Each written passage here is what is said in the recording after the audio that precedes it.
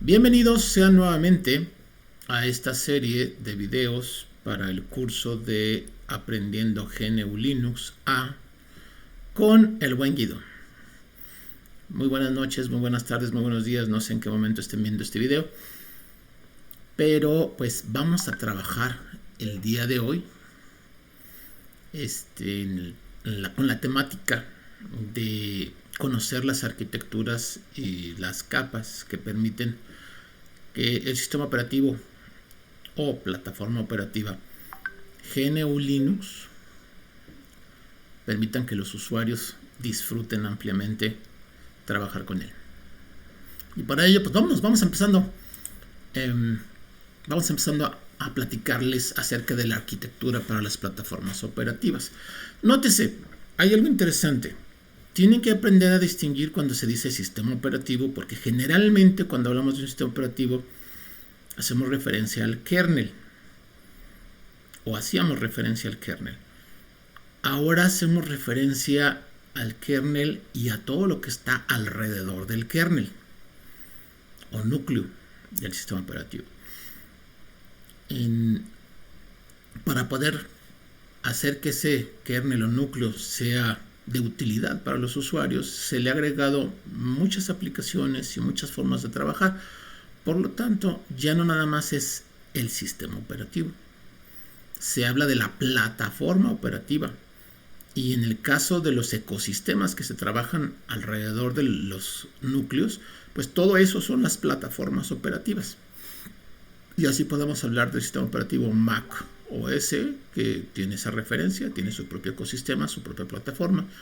El sistema Windows, que también tiene su propio ecosistema y su propia plataforma.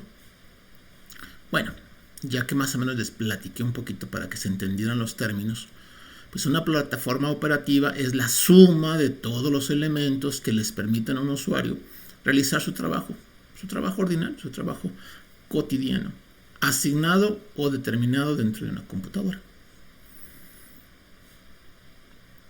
Si esa es la plataforma operativa, tendríamos que hablar entonces de la arquitectura. La arquitectura para una computadora o un dispositivo de cómputo, el cual también se conoce como sistema computacional o sistema de cómputo, pues debe de permitir trabajar a las plataformas operativas. Entonces, como una plataforma operativa se conforma de tres posibles elementos, los más básicos. Cuando hablamos de una arquitectura, hagan de cuenta que es un triángulo y en cada punta del triángulo tenemos un elemento. El primer elemento sería la compañía que fabrica la computadora con su diseño en hardware. Entonces estaríamos hablando del hardware, la compañía que fabrica y el modelo de computadora. Y entonces pudiéramos hablar, por ejemplo, de una computadora tipo IBM PC, donde IBM sería la compañía que fabrica o con la cual se basa. Y PC sería el tipo de computadora o modelo. Inclusive dentro del modelo tenemos que hablar de modelos más específicos. E inclusive agregarle lo que sería la lista de elementos en hardware y sus características. Generalmente cuando compran una computadora se basan en esto. ¿De qué marca? Bueno, ¿qué compañía? ¿Qué marca? ¿Qué modelo? ¿Y qué es lo que trae la computadora? Pero eso nada más es una punta del triángulo. Podríamos llamarle la punta del iceberg, porque hay más cosas que están asociadas que se deben tomar en cuenta. Y una de ellas, la segunda, pues la segunda punta del triángulo sería muy específicamente el procesador y su conjunto de instrucciones. ¿Qué es eso? Pues el procesador es el tipo de cerebro que va a tener la computadora. Pero esos cerebros funcionan solo y exclusivamente para ejecutar instrucciones. ¿Cuáles? Las que el fabricante le introdujo a través de un concepto llamado ISC, Instruction Set Code, conjunto de instrucciones.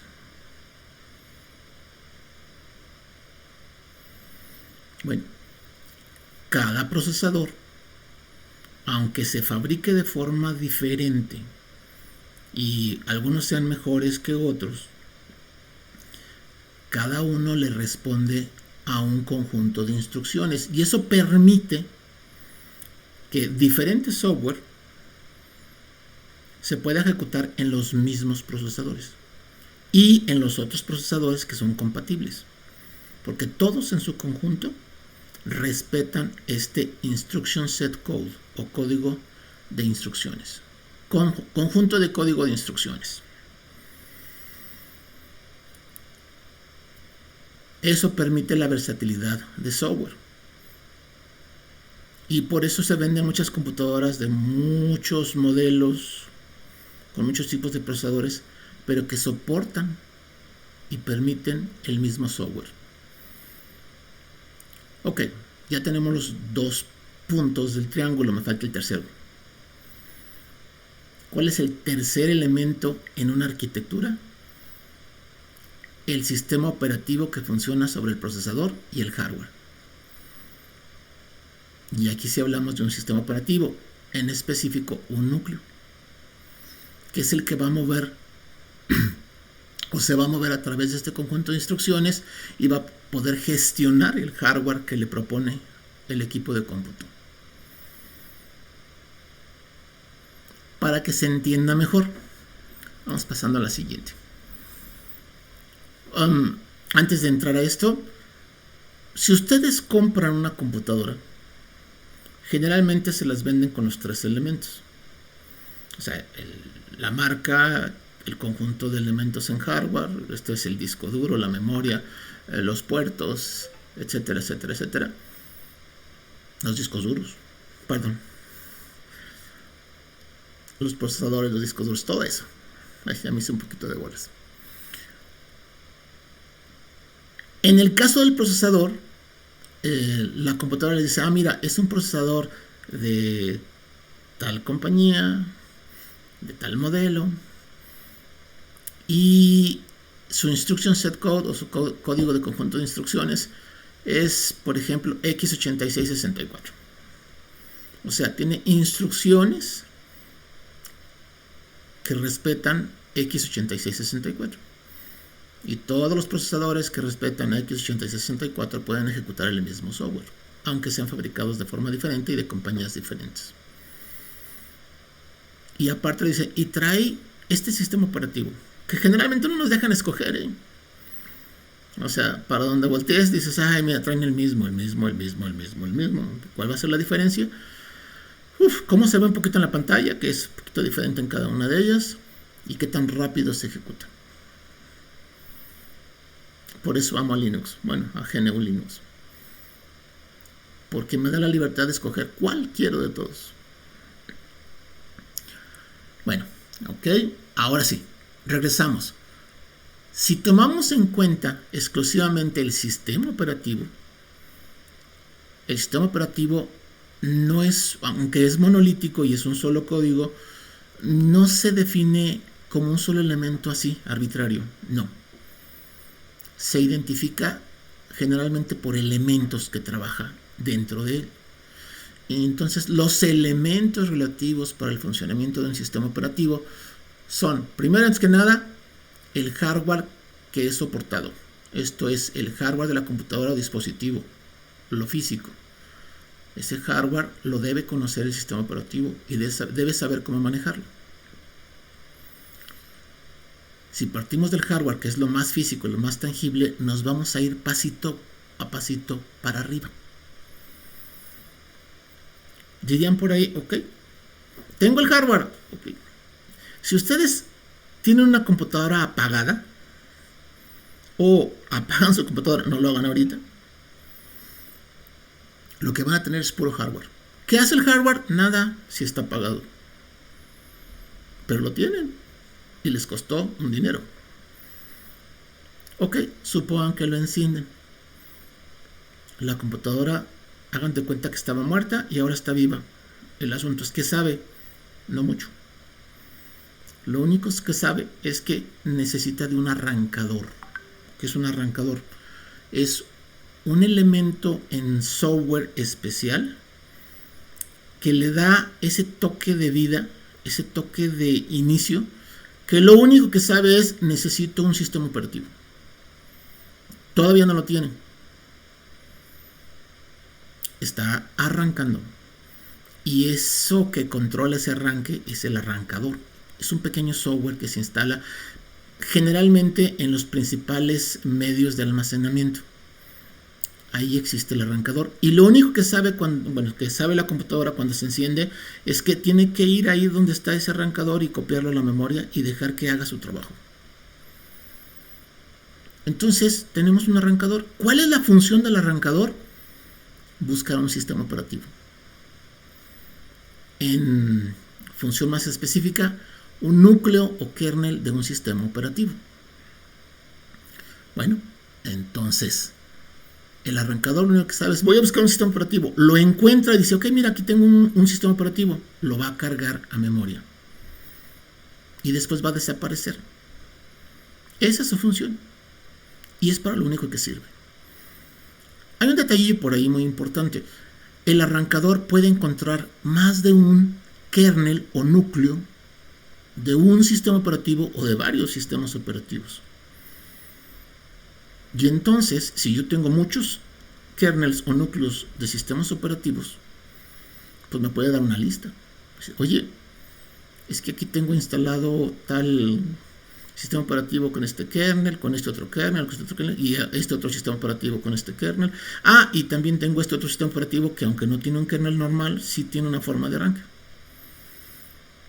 Y me puede dar una lista de la cual yo puedo elegir cuál de todos quiero arrancar.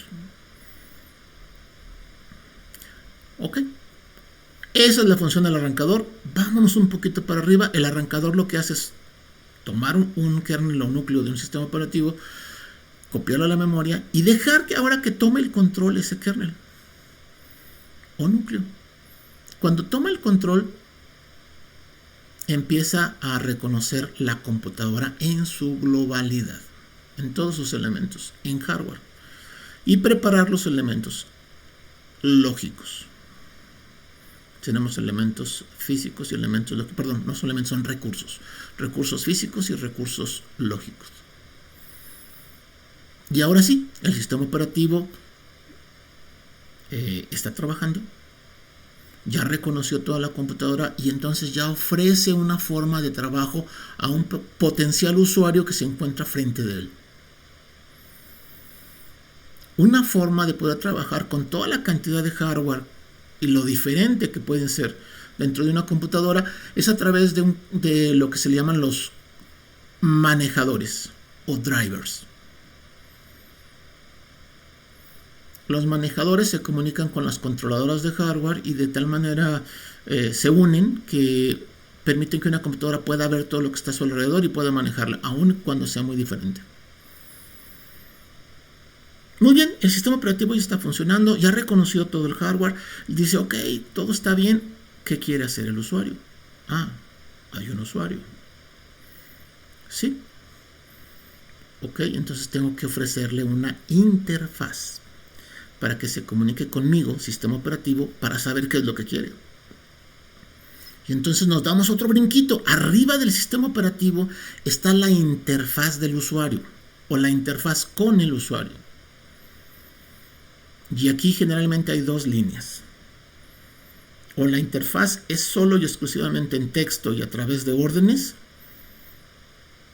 Y esto le llamamos shell sobre terminales. O Command Line Interpreters, interpretadores de líneas de órdenes. ¿Cuál es el segundo enfoque? Hacerlo a través de gráficos. O sea, o es texto o es gráficos. Hay un modo combinado. Si tienes gráficos, puedes trabajar también con textos. Pero eso te lo vamos a ver. Bueno, entonces ya tengo una interfaz de usuario. El usuario ya puede decirle al sistema operativo qué es lo que quiere que pase. Qué es lo que quiere que haga, qué aplicaciones quiere ejecutar. Pero todavía hay otro brinquito. ¿Y cómo le hago para hacer software o desarrollar aplicaciones utilizando estas terminales de órdenes? Pues el siguiente beneficio es necesitamos lenguajes de programación. O sea, traductores que me permitan generar código y ese código ser traducido y ejecutado por una computadora. En este caso por un sistema operativo en una computadora. Pero estos lenguajes de programación, que hay un montón, y les recuerdo que Unix y GNU Linux han sido programados en C, aparte requieren librerías de código. O sea, conjuntos de código o segmentos de código que están a disposición para realizar tareas muy específicas, sin necesidad de volver a programar. Alguien ya las programó, ya encontró soluciones, no tenemos que volver a construir un hilo negro, si ya lo tenemos. Bueno, lo bonito de esto es que hay que saber qué hacen las librerías y saber, cuando realmente queremos programar, y ese es otro curso, necesitamos conocer los lenguajes y sus librerías de código. Ok, ya tengo dónde dar órdenes, ya tengo lenguajes de programación y librerías. Vámonos al último elemento. El último elemento son los utilitarios o aplicaciones. O sea, son software específico para solucionar problemas específicos que alguien ya programó y nos lo dejó como aplicaciones. Ya disponibles para dos áreas, el sistema y los usuarios. Y para que todo esto trabaje, ya no pueden ser computadoras que sean islas aisladas completamente de otras computadoras y de otros usuarios. Antes sí, o sea, así se diseñaron y se construían como islas o elementos aislados. Ahora no. Ahora es muy importante que tengan o incluyan formas de conexiones en red. ¿Para qué? Pues para establecer esquemas de comunicaciones y facilitar el intercambio de mensajes entre diferentes computadoras. Así es como funciona. Muy bien, si ya entendimos todos estos elementos relacionados a un sistema operativo, pues vámonos a lo bonito. ¿Y cuántas arquitecturas hay para que trabaje GNU Linux? Hay muchísimas. Muchas. Vamos a tomar las más importantes y las más representativas. Las arquitecturas soportadas por GNU Linux y las cuales están a disposición de los usuarios son bastantes. A ver, las más actuales, la primera y la que más se utilizan por ahí, pues las PCs y laptops con CPUs o procesadores Intel bajo el ISC o conjunto de instrucciones x86-64 o procesadores compatibles. AMD tiene sus propios procesadores compatibles, los Ryzen, por ejemplo, pero también hay otras compañías que también fabrican procesadores x86-64, no muy conocidas algunas. Bueno, esa es la primera arquitectura. La familia de computadoras personales o laptops que soportan esta forma de construir computadoras. Pero hay otras, algunas muy diferentes. Por ejemplo, las Macs o Macintosh. Estas Macintosh han cambiado constantemente de tipos de procesadores. Recuerdo que las primeras máquinas Macintosh traían procesadores Motorola 68000. No. Sí, 68000. Me va a brincar otro. Y después los cambiaron por procesadores PowerPC. Y esos equipos son técnicamente de museo, aunque fueron muy queridos en su tiempo por los usuarios de esta arquitectura. Y más recientemente diseñaron Macintosh con procesadores Intel x86-64 y los últimos modelos, los ultimitos, traen un nuevo procesador de Apple, un tipo procesador ARM llamados M1, M2, M3 y ya anunciaron el M4. Son procesadores mucho más pequeños, pero son, según el diseño que puso Apple en ellos, son muy potentes. pero traen sus detallillos. O sea, es una forma diferente de construir computadoras. Y si nos damos a equipos muy grandes, IBM sigue construyendo equipos muy grandes, por ejemplo sus sistemas 390, con unos procesadores especiales que se llaman procesadores Power. Otro tipo de computadoras, otro tipo de arquitectura son los servidores. Los servidores que también tienen sus diferentes tipos de procesadores. Hace tiempo traían procesadores Titanium, o traían procesadores PowerPC, o traían procesadores x86-64. Todos ellos son muy potentes. De hecho, yo creo que los Titanium eran los más potentes de ellos. Después seguían los PowerPC y por último los x86-64. Hay otro tipo de arquitectura de computadoras que a lo mejor muchos de ustedes las han visto por ahí y son muy accesibles y muy baratas en comparación, que son los SBCs. Caray, ¿qué es eso? Single Board Computers, computadoras de una sola tarjeta. Ejemplos: Raspberry Pi, Orange Pi, Banana Pi, Nano Pi y generalmente muchos Pis ahí. Son computadoras bien pequeñas que después yo creo que va a ser un video especial para ese tipo de sistemas y cómo funcionan. Yo tengo por ahí varios modelos y están padrísimos. Hacen un montón de cosas y las computadoras no son tan caras. Bueno, aparte de las SBCs, también tenemos tabletas, que también se pueden considerar dispositivos de cómputo, y también celulares inteligentes, que también se pueden considerar sistemas de cómputo, con CPUs, y esto es algo interesante.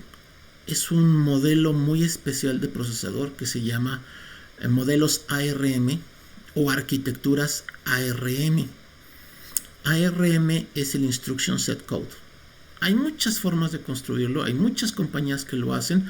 De hecho, cada celular que ustedes compran trae un procesador ARM. Nada más les dice de qué compañía, con qué características, bla, bla, bla. Y hay ARM de 32 bits y de 64 bits. Los más comunes ahorita son los de 64 bits. Pero hace tiempo había otra arquitectura que dominó por mucho tiempo la conexión en Internet y los servicios en Internet, que eran las computadoras Solaris de Sun Microsystems. Entonces traían otro tipo de procesador, traían un PA-RISC.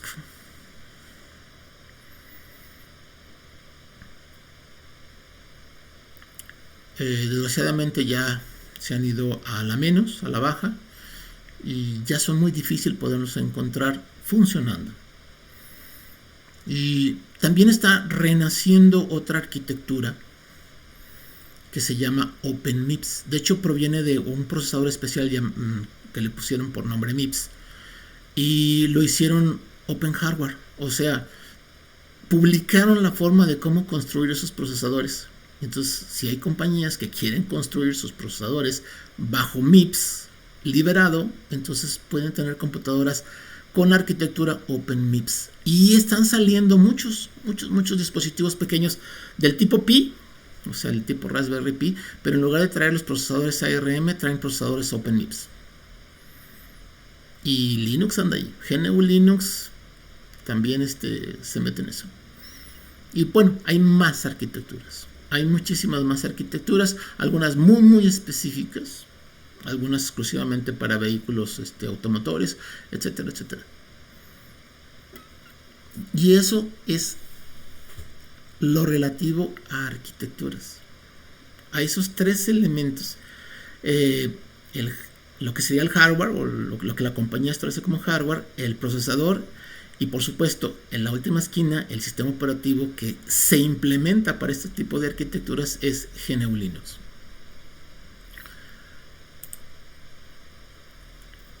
Para poder concluir este pequeño breviario, que no va a ser pequeño, pues necesitamos conocer acerca de las distribuciones.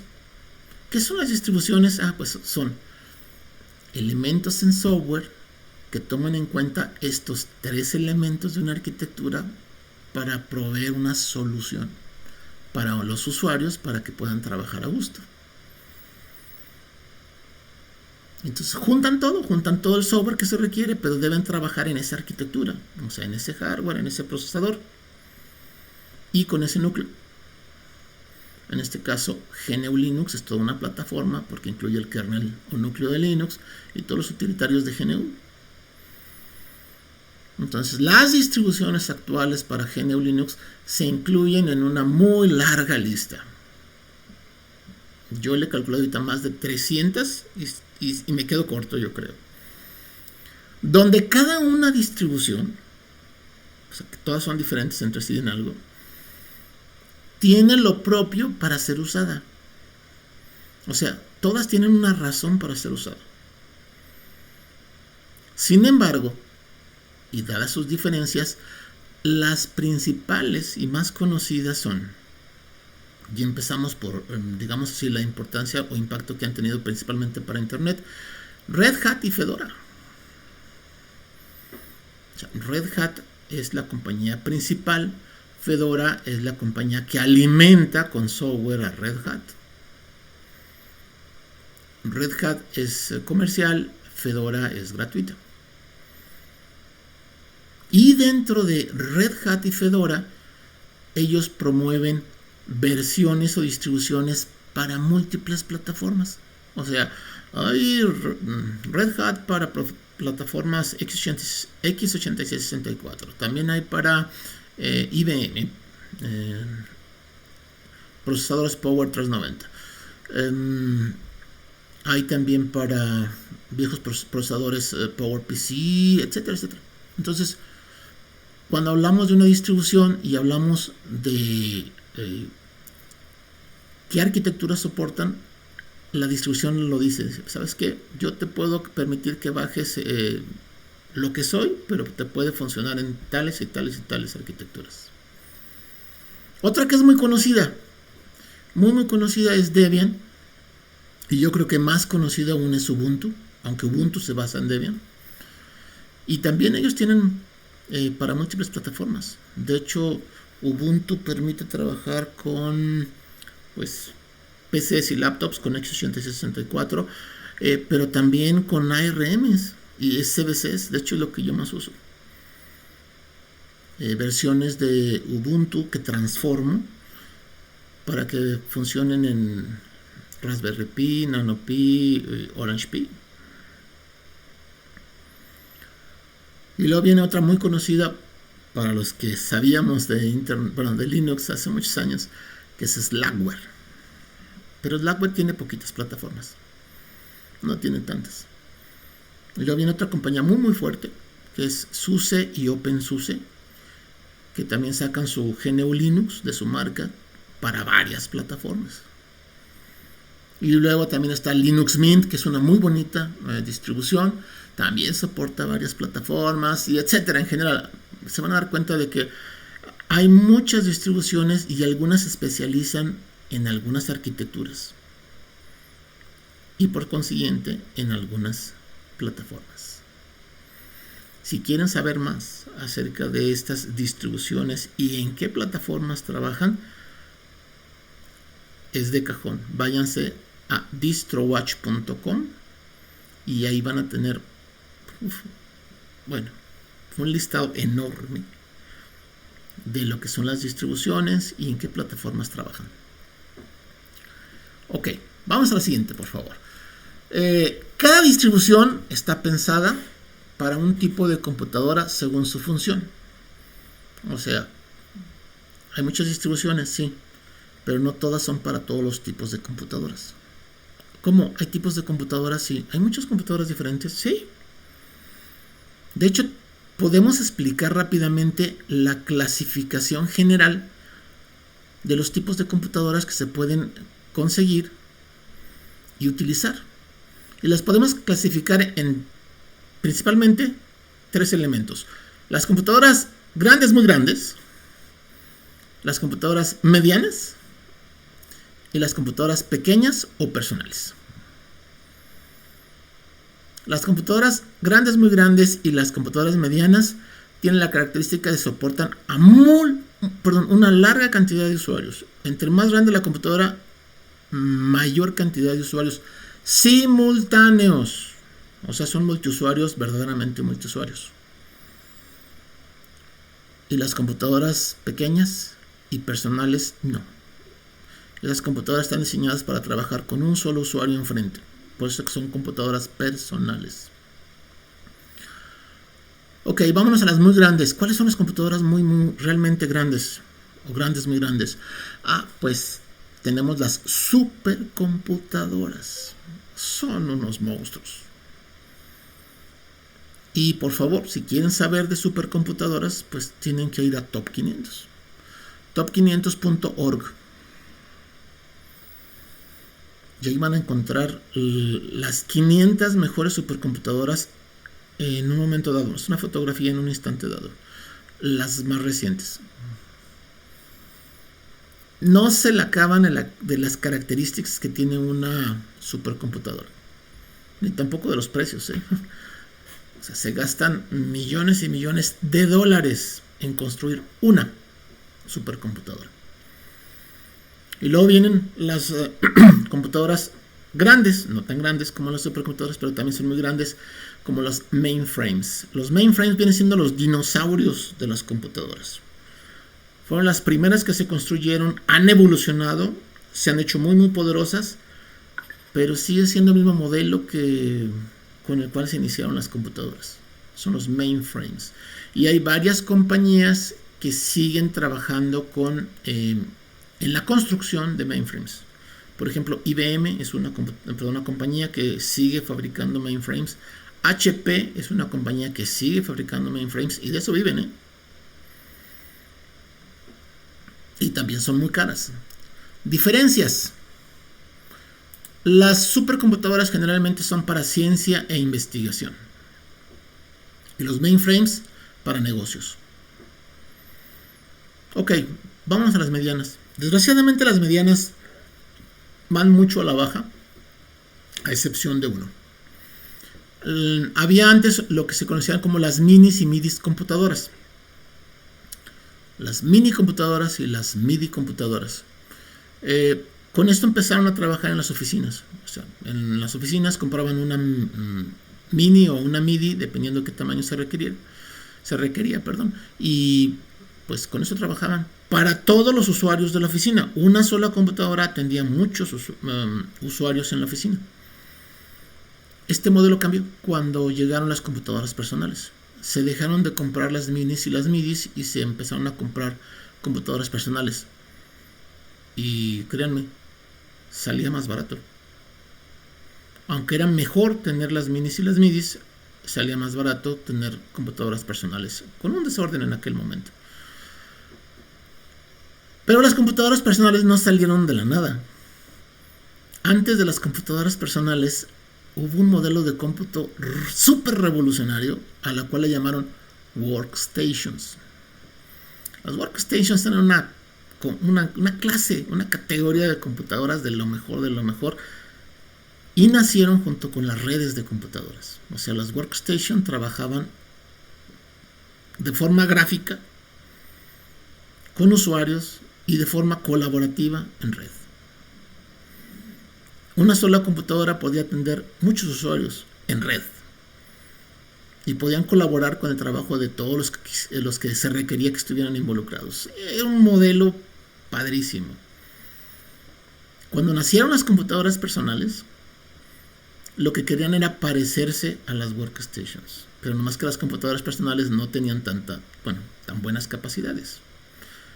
Las workstations eran muy caras, las computadoras personales eran muy baratas. No había manera de que se acercaran, pero siempre fueron el objetivo. O sea, una PC siempre ha querido acercarse a lo que eran las workstations, aunque el concepto sea muy viejo. ¿Qué le pasó tanto a las minis, a las midis y a los workstations? Empezaron a bajar, su mercado se empezó a contraer hasta que técnicamente desaparecieron. Entonces, ¿qué es lo que quedó de las medianas? Un Frankenstein. Los servidores. Los servidores son, a mí me gusta decir que son computadoras personales dopadas. Técnicamente son arquitecturas de computadoras personales, pero con toda la tecnología de computadoras medianas y muy grandes. Por eso lo llamo yo un Frankenstein. Pero funcionan, y funcionan muy bien. Y de hecho es lo que técnicamente también es lo que domina.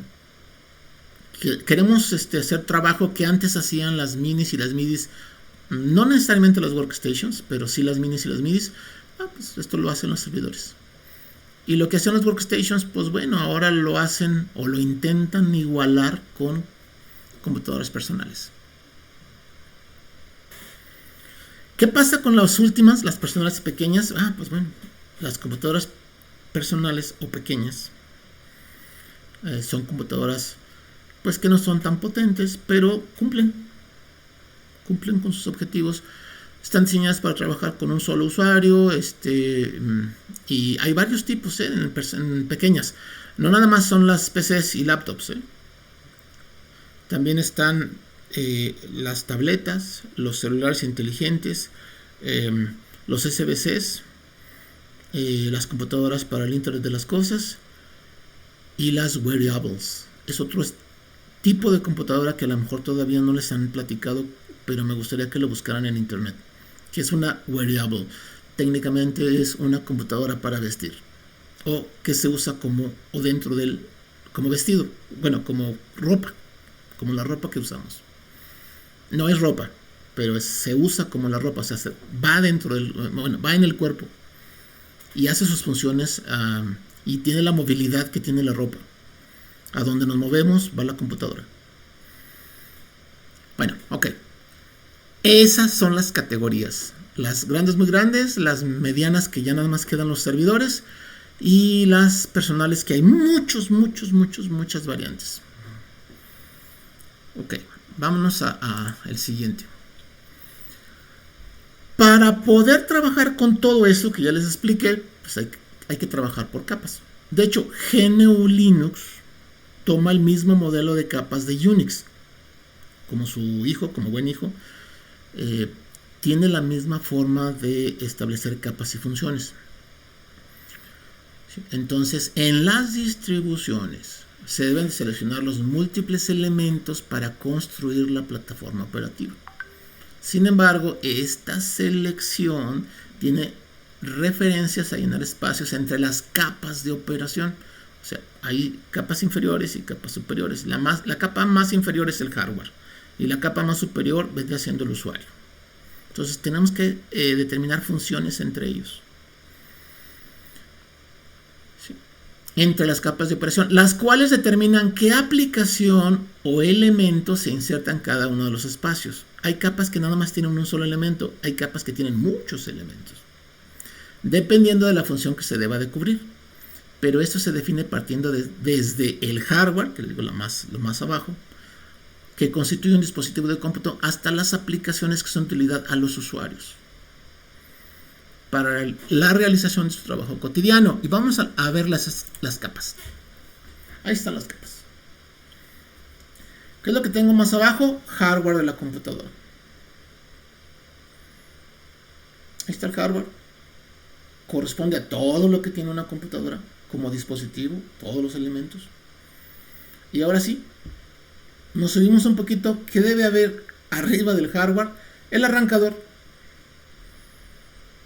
El arrancador me va a buscar el núcleo del sistema operativo, el kernel, y lo va a cargar. Para eso sirve. Y arriba del arrancador está el núcleo o kernel del sistema operativo que seleccioné si es que hay muchos. O el por omisión si nada más hay uno. Pues si nada más hay uno, pues arráncate con ese. Pero el núcleo kernel, para poder trabajar con el hardware, requiere los manejadores o drivers, que también son software, y deben de estar trabajando dentro del núcleo o junto con el núcleo. Pero el núcleo es un área protegida. Los usuarios no pueden llegar al núcleo. Ahorita lo explico. Arriba del núcleo o kernel existe una interfaz, es el shell. El shell que me permite trabajar con terminales, o el CLI. Shell o CLI, Command Line Interpreter, interpretador de línea de comandos o órdenes, Ok. Entonces, tengo el shell. El shell es el que realmente va a poder usar el usuario. Sin embargo, arriba del shell, que es donde puedo trabajar con órdenes, entonces voy a tener 3 elementos así estructurados. Los lenguajes de programaciones que están ahí en medio, que trabajan junto con librerías de código, y con eso puedo desarrollar más software, más aplicaciones, o los utilitarios o aplicaciones de los usuarios. En un shell puedo trabajar con lenguajes de programación o puedo trabajar con utilitarios. Y los utilitarios están directamente conectados con el shell o con las librerías de código, que son las que los van a apoyar. Y estas son las capas, muchachos. Entonces, vamos a tener que entender qué onda con el hardware, qué onda con el arrancador, qué onda con el núcleo kernel y sus manejadores o drivers, qué onda con el shell o CLI, qué onda con los lenguajes de programación y sus librerías de código, y los utilitarios o aplicaciones para los usuarios. Bueno, no nada más para los usuarios, también hay utilitarios o aplicaciones para el sistema operativo. Entonces vámonos a ver cada uno de ellos. Vamos a la capa de hardware. ¿Qué es la capa de hardware? Pues son todo lo que es hardware dentro de un dispositivo computacional, y se compone principalmente de, ya lo habíamos visto, el procesador y su conjunto de código de instrucciones, su ISC. Y luego viene el tipo y cantidad de memoria, y si es fija o se puede extender. Hay una diferencia. Fíjense que la mayoría de las arquitecturas soportan que se puedan extender, pero no todas. Por ejemplo, los SBCs, que son Single Board Computers, eso ya es un solo chip que ya trae todo, trae el procesador, la memoria, conexiones a red, todo viene dentro del mismo chip. Entonces, ¿le podemos agregar memoria? No. De hecho, ¿le podemos agregar algo? Nada. Lo que compran es lo que obtienen. Y si deja de funcionar, se tira todo. Eso le pasa a las Macintosh con M1, M2 y M3. Ya dijeron que por aquí M4 va a permitir extensión de memoria. Pero M1, M2 y M3, el que compran con la cantidad de memoria que compran, ya son fijas. Cuando estamos acostumbrados a que tenemos arquitecturas en donde se puede extender.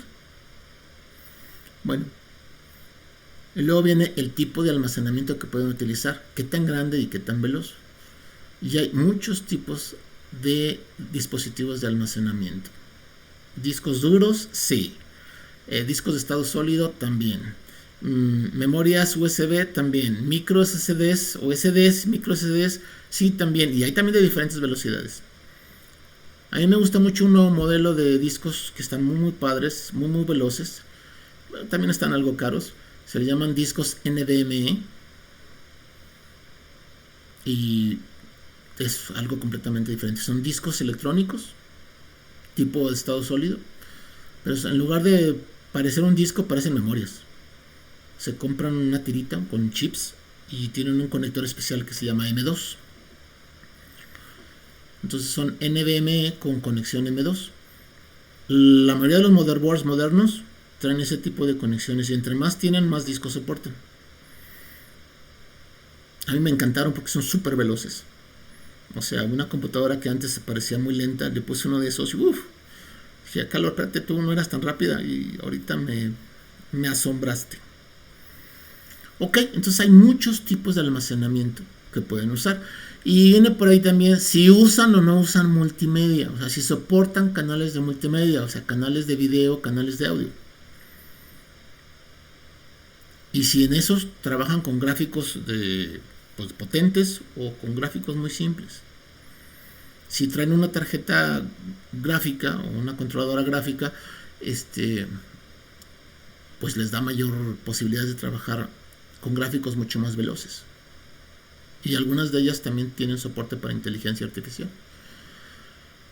Ok, dentro de todo esto es si tienen soporte o conexión para teclados y ratones, o nada más tienen conexión para una consola. Y una consola es un monitor especial que ya trae sus conectores de teclado y ratón en la consola, entonces nada más tiene lo que se llama un puerto serial para trabajar con la consola. Estamos acostumbrados a trabajar con computadoras que traen soporte de teclado y ratones, pero hay otros tipos de computadoras. Y dentro de todo este hardware, pues también es qué tanto les pueden agregar y o conectar extra. O sea, viene con algo básico, pero te puede soportar que tú te puedas extender hasta donde quieras con estas partes, o a donde puedas, económicamente hablando. Ok, entonces el primer elemento es la capa de hardware y corresponde a lo que son los elementos en hardware dentro del dispositivo computacional o sistema computacional. Vámonos a la siguiente capa, el arrancador. Entonces, el arrancador es el mecanismo inicial con la función de cargar la imagen del núcleo o kernel del sistema operativo a la memoria. En la actualidad no nada más cargan el kernel, también cargan algunos archivos de definiciones iniciales para la memoria. Entonces son elementos relacionados importantes. Una vez que cargan todo, dejan la computadora lista para que ahora sí se pueda ejecutar el sistema operativo. Entonces el arrancador dice, ya cumplí, ya me voy, bye bye. Y el sistema operativo dice, ya llegué yo. Ahora sí, voy a trabajar con la computadora y voy a permitirle a los usuarios que trabajen. Entonces se deja lista la computadora para que el sistema operativo tome el control a través del kernel o núcleo y gestione todos los elementos o recursos físicos o lógicos dentro del sistema computacional. Detallito, sin arrancador no hay plataforma operativa. Esto significa que si el arrancador se daña y no puede cumplir su objetivo, de ahí no pasa.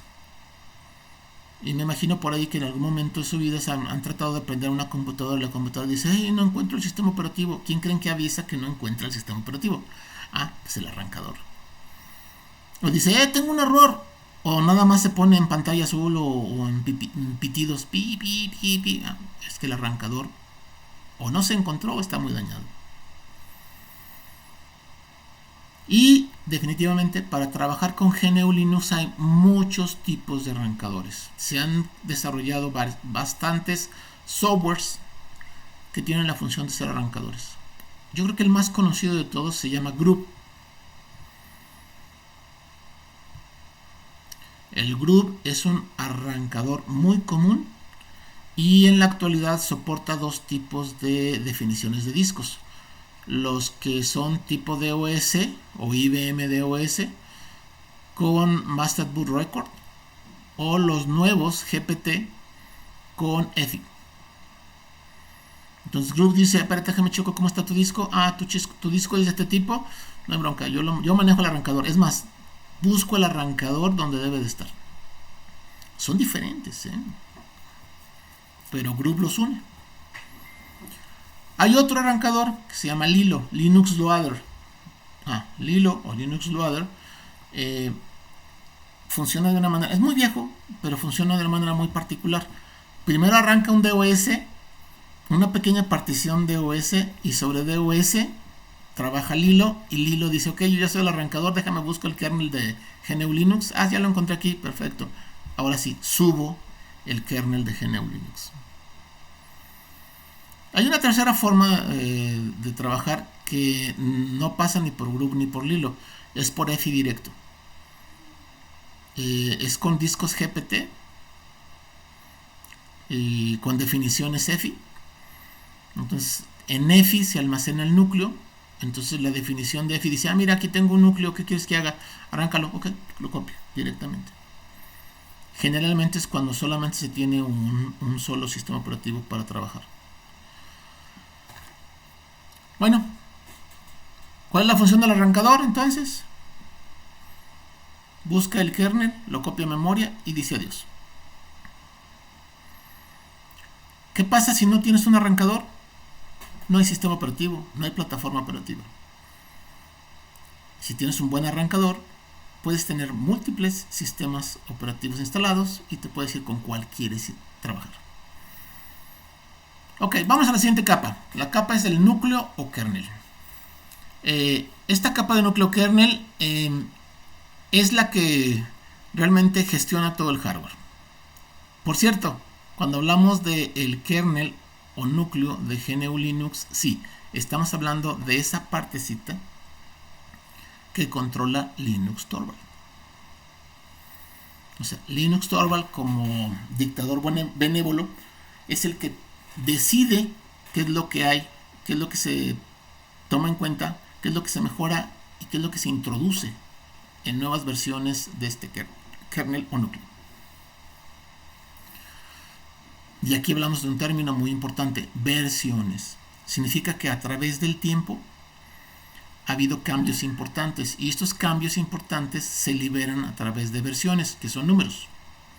Creo que acaban, bueno, en el futuro esto va a parecer muy obsoleto, pero acaban de liberar la versión 6.15, y significa que ya ha habido muchísimas versiones antes. O sea, el kernel de Linux, creo que estaba haciendo cuentas, y al 2025 estaba cumpliendo 34 años. 34 años de versiones del kernel. Entonces sí son muchas. Ok, entonces una versión con un conjunto de funciones gestionando todos los recursos físicos y lógicos de un sistema computacional. Entonces tenemos versiones, y dependiendo de la versión se tienen o no ciertas capacidades. Versiones viejitas no tienen las mismas funciones o las nuevas funciones que se tienen en las versiones actuales. Por eso es importante siempre buscar que se tenga el kernel más nuevo que soporte la distribución. Por ejemplo, creo que por ahí Ubuntu está ahorita en 6.11 y quiere trabajar con 6.14. 6.13, 6.14. La 6.15 se acaba de liberar. O sea que se va a tardar un ratito en que las distribuciones digan, mira, vamos a trabajar con la 6.15, vamos a checar si funciona, si hay aplicaciones que se rompen, hay para corregir, etcétera, etcétera, etcétera. Ahora, como kernel o núcleo, y para los que estudian sistemas operativos, les habrán dicho que hay varios tipos de cómo construir los kernels o núcleos. Bueno, desde Unix, y GNU Linux también respeta esta parte, trabaja con kernels monolíticos. O sea, el kernel de GNU Linux es un kernel monolítico. ¿Qué significa esto? Que todo el control o todas las instrucciones se definen e incluyen en un solo archivo. Entonces podemos ver el archivo del kernel. ¿Qué hay adentro de ese archivo del kernel? Todas las instrucciones para gestionar la computadora. Espérame, entonces si yo puedo tener un archivo con todas las instrucciones, ¿también puedo tener otros archivos con las mismas instrucciones pero con versiones diferentes? Sí. O sea, puedo tener un kernel de una versión, otro kernel de otra versión, otro kernel de otra versión. Y esto permite que podamos tener varios kernels disponibles para el mismo sistema operativo. Y eso es parte del trabajo del arrancador, saber dónde están los kernels y ponernos ahí la lista de, mira, traigo estos kernels, ¿qué quieres que haga con ellos? Pues selecciona tal y cópialo. Ok, en ese momento seleccionamos uno de los múltiples que hay y ese es el que se activa. ¿Cómo se construyen estos kernels? Se programan, es código, y son muy grandes, muy grandes ya en la actualidad. Entonces, cuando hablamos de un archivo de kernel, podemos hablar de archivos realmente grandes, en donde debe de caber la mayor cantidad de instrucciones para la mayor cantidad de hardware. Y eso es un grave problema. ¿Por qué? Porque no todas las computadoras usan todo el hardware. ¿Y qué le pasa al código extra? Pues es un desperdicio. Entonces a alguien se le ocurrió decir, ¿sabes qué? ¿Y si lo que hacemos mejor es crecerlo por módulos? O sea, ¿cómo? Sí, trabajamos un kernel con el hardware mínimo que debe tener una computadora, y si tiene más hardware y debe de ser manejado por el kernel, pues creamos módulos. Entonces GNU Linux en su kernel también es modular. Puede crecer modularmente, lo que significa que le podemos agregar capacidades, funciones de forma dinámica a través de archivos de módulos. Mira, cárgate tal archivo de módulo. Ok, ya te sé manejar esto. Bueno, muy bien. ya no lo necesito, descárgalo, o sea, quítalo del kernel, ok, te lo quito, pero ya no vas a poder manejar ese hardware. Eso permite que aunque tengamos mucho hardware y haya mucho código, solamente activamos el necesario indispensable para que se pueda manejar el hardware de la computadora, aunque se pueda manejar un montón. También debe tomarse en cuenta que los usuarios y las aplicaciones no pueden comunicarse con el kernel. O sea, el kernel es un elemento súper recontra protegido. De hecho, se ejecuta en lo que se llama un modo ejecutivo y protegido. Las aplicaciones normales no pueden tener acceso a él. El shell sí, pero nada más para pedirle permiso. Vamos a esta parte. Arriba del kernel, ¿qué hay arriba del kernel? Está el shell. ¿Qué es el shell? Es la capa de la interfaz con el usuario. Es la capa que más relación tiene con el usuario. ¿Por qué? Porque ahí está su interfaz. Y hay dos maneras de ver estas interfaces. Es interfaz de texto y interfaz gráfica. Para fines de esta unidad, vamos a tratar exclusivamente de la interfaz de texto. Y vamos a dejar la interfaz gráfica para otra unidad más adelante. Entonces, repito, aquí hay dos formas diferentes, una basada en la interfaz de texto exclusivamente y otra gráfica. A la primera se le denomina shell, se utiliza o se trabaja a través de una terminal y se considera un CLI, una línea de interpretación de órdenes. Es lo que vamos a ver en esta parte, en esta unidad. ¿Sí? En ella, todo lo que queramos que realice el sistema operativo se debe de expresar a través de órdenes textuales. Estas órdenes textuales van a activar una acción y para modificar el trabajo de esa acción podemos agregar parámetros. Lo van a entender más adelante. ¿Sí? Ahora, si quieren ustedes hacer referencia a la parte gráfica, bueno, pues para la parte gráfica se utiliza lo que se llama un motor estándar de gráficos. En este caso el estándar es el X11, pero eso lo vamos a ver más adelante. Ok, nos enfocamos a la interfaz de texto. ¿Sí? Para el manejo de la interfaz en texto, podríamos decir, oye, pues la capa de shell, ¿hay un solo shell? No. Se podría pensar que solo hay un shell, pero no. Desde los tiempos de Unix se hubo estado desarrollando múltiples tipos de aplicaciones shells. Algunas más parecidas entre ellas, otras muy diferentes entre ellas. Pero las que más destacan, las que más se conocen y más se usan son las siguientes. La primera que se diseñó se llamaba Bourne Shell y se abrevia como SH. Es la más viejita de todas y la menos potente. Pero es la que más se utilizó en los inicios de Unix y de GNU Linux. Y luego alguien dijo, oye, pues se programa C, ¿no? Pues vamos a desarrollar en C. ¿Por qué no acercamos el shell a cómo trabaja C? Y diseñaron un nuevo shell, al cual le llamaron C Shell o CSH, el cual se basa en la forma de programar en el lenguaje C. Y se sentían más cómodos los programadores de C. Hasta el momento, tanto el Bourne Shell como C Shell pues estaba diseñado para personal técnico muy capacitado. Sin embargo, ya empezaba a haber usuarios así como que decían, oye, pues yo no soy un superdotado en computación, necesito algo más sencillo. Ok. ¿Qué tan sencillo? Como el cornflakes. Así como cuando tienen hambre y ¿qué es lo que hay? Son cornflakes, órale, míratelo. Pues sí. Y así se diseñó Corn Shell. Corn Shell fue un shell para que trabajara la gente común con facilidades muy muy importantes. Entonces se agregaban nuevas funciones para el usuario no tan experto. Y así ya pues, se podían hablar de varias funciones dependiendo del tipo de usuario, hasta que alguien dijo, oye, pues porque tenemos tres si podemos integrar todo lo mejor que hay en cada uno de ellos y lo dejamos en uno solo. Y así es como nació Bourne Again Shell, mejor conocido como Bash, BASH. ¿Qué hace el Born Again Shell? Integra lo mejor de todos los anteriores. Por lo tanto, el que más se utiliza en la actualidad es el Born Again Shell o el Bash. Pero hay más, ¿eh? Pueden por ahí encontrar una lista de shells para GNU Linux y se van a encontrar cosas muy raras. Ok, vamos a lo siguiente. La relación entre el shell y el núcleo. Bueno, el núcleo está protegido, pero el shell le da facilidades a los usuarios.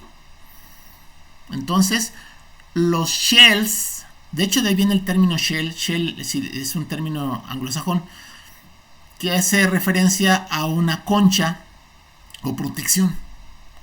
Esa concha o protección, ¿a quién protege? Pues al kernel. Entonces se encarga de proteger el acceso al núcleo o kernel por parte de los usuarios. Los usuarios pueden trabajar con el shell, pero no con el kernel. Lo que obliga a que exista un mecanismo el cual le permita tanto a los shells como a algunas aplicaciones específicas el poder comunicarse con el kernel. Y a este mecanismo de comunicación se le denomina system calls o llamadas al sistema. Es a través de estas llamadas al sistema como los shells le piden al kernel que realice algo. Es como si le marcaran por teléfono y dicen, oye shell, ¿puedes hacer esto? Perdón, oye kernel, soy el shell, ¿puedes hacer esto? Y entonces el kernel dice, a ver, déjame checo, ¿qué datos tengo y qué puedo hacer? Entonces el kernel recibe la llamada, verifica el esquema de seguridad y la disposición de recursos, y si las condiciones de operación se cumplen, entonces pues, sí puedo hacerlo, lo voy a realizar. O sea, tienen los permisos, tienen las condiciones, se realiza. Pero si no, entonces dice, ¿sabes qué? No puedo hacerlo, no lo voy a hacer. Marca el error y envía la respuesta del mismo. Y esa es la relación entre el shell y el núcleo. El shell le pide permiso al núcleo para que se haga algo, el núcleo decide si lo puede hacer o no, dependiendo de las circunstancias. Vamos más para arriba. El shell ya vimos que va a trabajar con órdenes y quizás con parámetros. Pero, y luego, si quiero programar, tengo que utilizar lenguajes y librerías. Entonces, si recordamos que tanto Unix como GNU Linux se programaron en lenguajes de alto nivel, en particular en C, pues los lenguajes de programación son ampliamente soportados en un número muy importante de traductores para la programación y desarrollo de sistemas, haciendo énfasis en que existen dos tipos de traductores o formas de traducción. Las dos son o utilizas compiladores o utilizas interpretadores.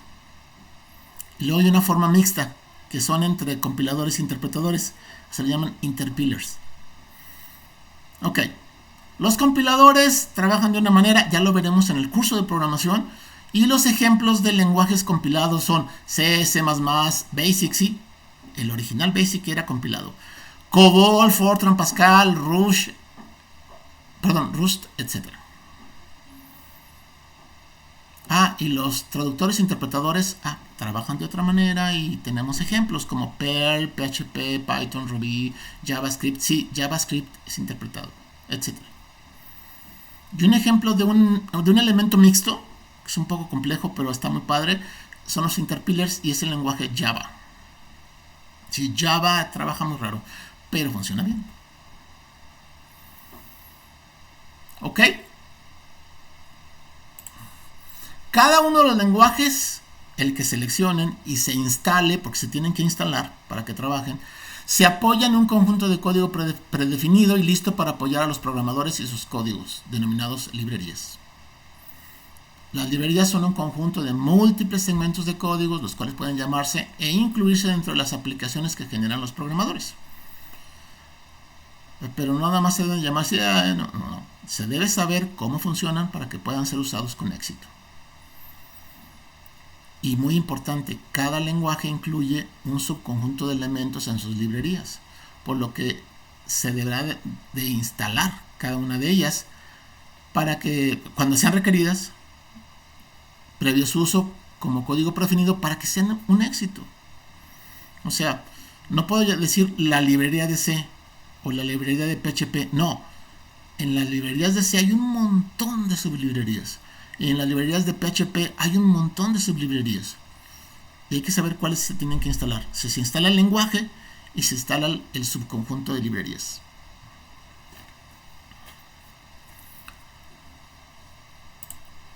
Bueno, vamos a la última capa, la capa de utilitarios o aplicaciones. Entonces, por último, nos encontramos con los utilitarios o aplicaciones, los cuales se clasifican en dos tipos. Los utilitarios o aplicaciones para el sistema operativo y los utilitarios o aplicaciones para los usuarios. Sí, hay aplicaciones que apoyan al sistema operativo o al kernel y hay aplicaciones que apoyan al trabajo de los usuarios. Las que apoyan al sistema operativo son aplicaciones de apoyo al trabajo del núcleo o kernel con funciones muy específicas, dentro de las cuales se encuentran las de gestión interna para muchos recursos, de gestión de los usuarios y hasta para el manejo de las mismas aplicaciones, sin dejar de incluir los servicios para las redes. O sea, servicios o servidores para redes están dentro de las aplicaciones para el sistema operativo. Ok, pero aunque se apoya al sistema operativo, también, y es muy importante que se apoye a los usuarios, que es lo que más se usa. Entonces son aplicaciones, las orientadas a los usuarios, disponibles para todos los usuarios, las cuales están diseñadas para asistir en el trabajo que este debe realizar apoyando en la computadora. Podría pensarse que hay pocas aplicaciones de usuarios dentro de los sistemas GNU Linux, pero no, por el contrario. Hay muchas más aplicaciones en GNU Linux que en otros sistemas operativos. ¿Cuál es la diferencia? No son tan conocidas. Pero si se avientan un clavadito a la cantidad de aplicaciones que hay en GNU Linux, se van a encontrar que un mar, océano, a lo mejor un universo de aplicaciones que no sabían ni que existían y que les pueden ayudar un montón. Ok, dejamos la capa de utilitarios. ¿Y cómo funcionan estas capas? Todas las capas funcionan bajo un esquema de seguridad. ¿Qué es lo que hace que GNU Linux y su padre Unix se consideren como los sistemas operativos más seguros por el momento? No son completamente seguros porque no hay ningún sistema operativo completamente seguro, pero sí son de los más seguros. Entonces, para poder trabajar con un sistema GNU Linux, en todos los niveles, en todas las capas, se deberá de tomar en cuenta los siguientes elementos. ¿Quieres trabajar con un GNU Linux? Sí, debes ser un usuario. Debes haber sido registrado como un usuario. Ese usuario va a registrarse con un nombre, una cuenta y una contraseña o password. Se le va a preguntar por la cuenta y la contraseña para poder ingresar. Y eso significa que se tiene que identificar claramente a un usuario a través de su cuenta y su contraseña. Pero para poder trabajar internamente y aparte de identificar al usuario, lo que podemos hacer es agrupar usuarios a través de un identificador. Y podemos hablar de muchos grupos. ¿Qué hace un grupo? Identificar muchos usuarios. ¿Qué más necesito? Pues necesito saber en qué computadora voy a trabajar.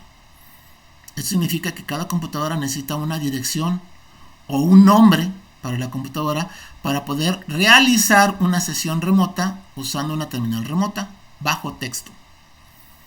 O, si lo prefieren y quieren trabajar en un sistema gráfico, un ambiente o escritorio gráfico para trabajar con el equipo local si se ha instalado GNU Linux gráfico.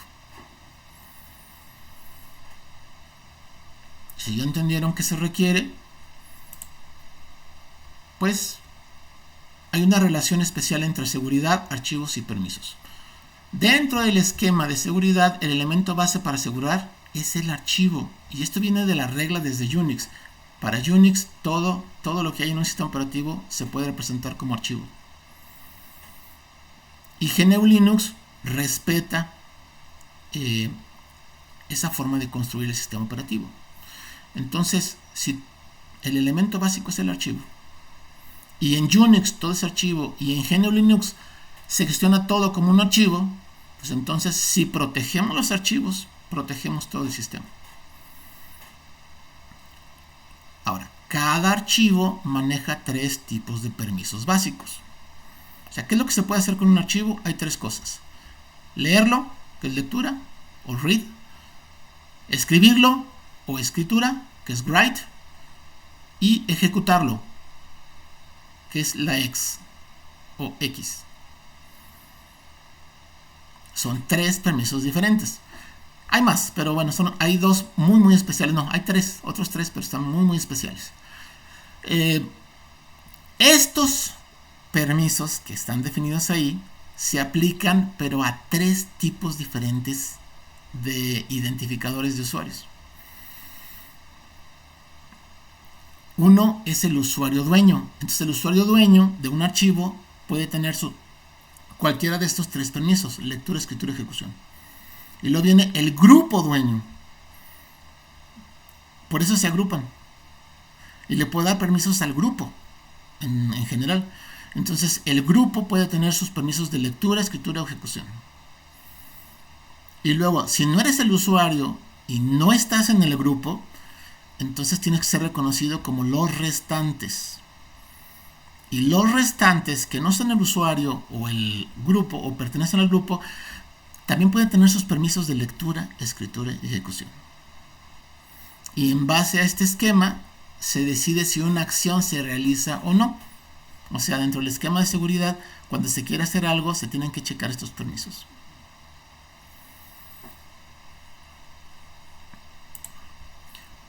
Dentro de este mismo esquema de seguridad, para poder trabajar con un sistema GNU Linux, se deberá de tomar en cuenta los siguientes elementos. Ya los vimos, espérense. Se regresó, ok. Sesión de trabajo. Si yo quiero trabajar con un GNU Linux, pues tengo que realizar lo que se llama una sesión de trabajo. En esa sesión de trabajo se va a involucrar todo: la cuenta del usuario, la contraseña, los archivos y los permisos. Por cierto, las órdenes son archivos y van a tener sus permisos. Entonces, vamos a terminar este video con un ejercicio. Vamos a hacer un ejercicio de terminal y sesión remota usando aplicaciones especiales sobre Security Shell. Podemos usar 2 aplicaciones. Podemos utilizar una aplicación que se llama PuTTY o utilizar directamente la terminal con la orden SSH. Se requiere conocer la dirección en red del equipo remoto o el nombre canónico del equipo remoto.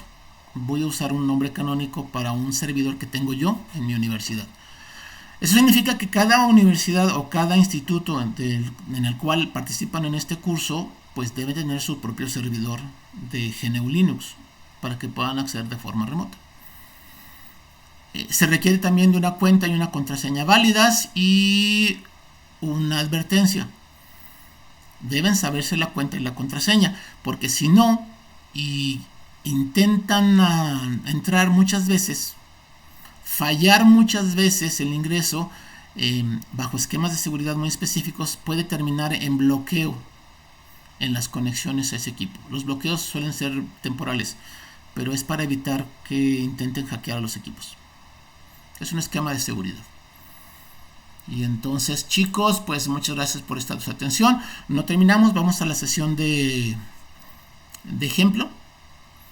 Pero les recuerdo, soy su profesor y amigo Guido. Mi nombre es Guillermo Domínguez Aguilar. Y de ahí viene Guido, Guillermo Domínguez, Guido. Ok. Muy bien, vamos a pasar a... Aquí está. Esta es mi terminal. Estoy trabajando en un equipo local. Esa es una sesión local, pero vamos a trabajar en una sesión remota.